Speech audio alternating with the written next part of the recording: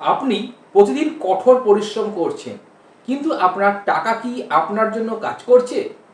অনেকেই আমরা ভালো আয় করেন, কিন্তু মাসের শেষে দেখেন ব্যাংকে ব্যালেন্সটা প্রায় একই জায়গায় দাঁড়িয়ে আছে। কারণ তাদের আয় শুধুমাত্র খরচ মেটাচ্ছে, সম্পদ তৈরি করছে না। যদি আপনার টাকা শুধু আজকের বিল পরিশোধেই ব্যস্ত থাকে, তাহলে ভবিষ্যতের স্বপ্ন কি করে পূরণ হবে? নমস্কার, আমি সুব্রত পাল। গত 17 বছর অভিজ্ঞতায় একটা বিষয় পরিষ্কারভাবে দেখেছি, শুধু আয় করলেই ধনী হওয়া যায় না। আয়কে সঠিকভাবে কাজ করাতে জানতে হয়।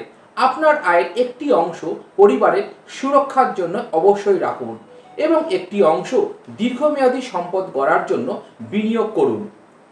আরেকটি অংশ ভবিষ্যতের আয়ের উৎস তৈরি করার জন্য ব্যবহার করুন। একটা কথা আপনি অবশ্যই মনে রাখবেন, আপনি যত ঘন্টা কাজ করতে পারবেন তার কিন্তু একটা নির্দিষ্ট সীমা আছে। কিন্তু কিন্তু সঠিকভাবে বিনিয়োগ করা আপনার অর্থ 24 ঘন্টা 7 দিন আপনার জন্য কাজ করতে পারে। সত্যিকারের আর্থিক স্বাধীনতা শুরু হয় তখনই, যখন আপনার টাকা আপনার মতনই কঠোর পরিশ্রম করতে শুরু করে। নিজের জন্য নয়, আপনার টাকাকেও কাজ করতে শেখান।